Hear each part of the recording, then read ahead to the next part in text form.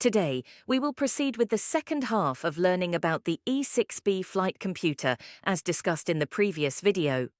In the first part, we discussed how to use the calculator side of the computer to solve different problems. In this second part, we will look at how to use the wind side of the computer to solve navigation problems related to the effect of wind, which includes the calculation of the wind correction angle. So before we get started, let's remind ourselves that the E6B Flight Computer has two sides. Those are the calculator side, which we talked about in detail in the previous video, and the wind side, which will be the focus of this video. With this being said, the wind side consists of a transparent rotating disc with the compass rose around it, which in turn is inside a fixed scale that can be moved along a background sliding grid. Now, this background grid also has two sides, one of them used for high-speed calculations and the other used for lower speeds, so the appropriate grid to use will depend on the problem we are solving. With this in mind, let's look at the different reference markings that we can find on the wind side of the flight computer. One of the most important ones is the true index, which is a reference mark on the fixed scale, as we can see in these images.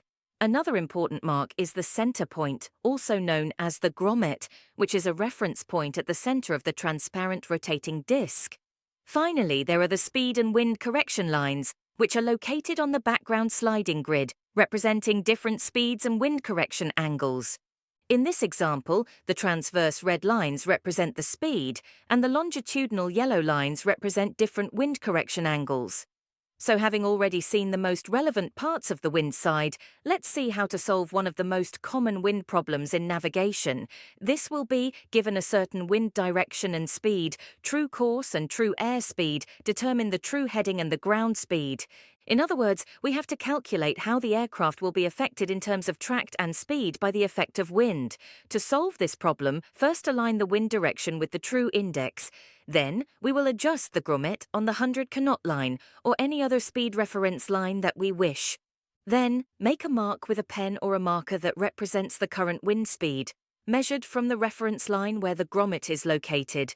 Rotate the disc to align the true course with the true index and move the background sliding grid so that the mark that we made coincides with the true airspeed. Finally, read the resulting ground speed on the grommet and the wind correction angle on the mark. Now, this may sound a bit complex and confusing, so let's look at this through the eyes of an example. In this case, we have to determine the wind correction angle, true heading, and ground speed, given a wind of 260 degrees at 20 knots, a true course of 198 degrees, and a true airspeed of 130 knots. Let's do this step by step. First, we must align the wind direction, which in this case is tuned 60, with the true index, as we can see in this image. Once this is done, the second step is to adjust the grommet on the 100 knot line. This is accomplished by moving the background sliding grid until the 100 knot line coincides with the grommet. Then, using this line as a reference, we will make a mark that represents the current wind speed. In this case, since the wind speed is 20 knots, and we are using the 100 knot line as reference, we have to make a mark at the 120 knot line directly above the grommet, as we can see in this image. Once this mark is made, we rotate the disc to align the true course, which in this case is 198. With the true index, we can then move the background sliding grid so that the mark that we made coincides with the true airspeed, which in this case is 130 knots. Finally, with this configuration, all we have to do is read the resulting ground speed on the grommet, which in this case is 119 knots, and the wind correction angle on the mark. In this case, it coincides with the line of 8 degrees to the right. Here, all wind correction lines to the right of the grommet will be positive, while the ones to the left will be negative. With this, the wind correction angle would be plus 8 degrees. Now, with this information, we just take the true course and add the wind correction angle to obtain a true heading of 206 degrees. If the procedure is not clear yet, let's look at another example, but now using a dynamic animation of the flight computer.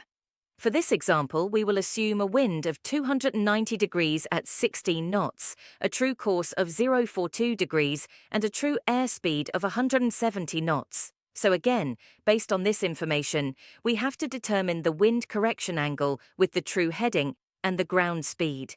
So, as mentioned earlier, the first step is to align the wind direction with the true index, which in this case is 290. Then, we move the background sliding grid to align the grommet with the 100-knot line. Then, using this line as a reference, we make a mark on the transparent disc that represents the current wind speed, which in this case is 16 knots, so we make the mark on the 116-knot line directly above the grommet. Then, we turn the disc to align the true course with the true index, which in this case is 042.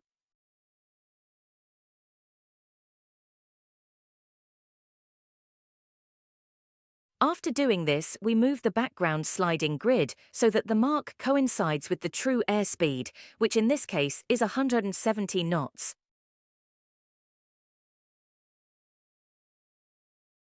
Once this is done, we just read the ground speed on the grommet, which is around 175 knots, and the wind correction angle on the mark, which is on the 5-degree line to the left of the grommet, representing a wind correction angle of -5 degrees. Finally, with this information, we just have to add the wind correction angle to the true course to obtain the true heading of ZO38. This is the standard way to proceed with any practical wind problems using E6B Flight Computer, meaning is important to practice a lot with several problems to get familiar with this technique. Now, although other wind problems may involve the determination of other variables, the one we have just seen is the one that is used in practice in air navigation. This means we will not go into detail with other kind of problems. It is also important to mention that this kind of problem can be solved not only with a flight computer, but also utilizing a wing triangle, which we will explain in the next video. I hope the information presented in this video was useful. If so, don't forget to share, like, subscribe, and leave a comment down below. Thanks for watching.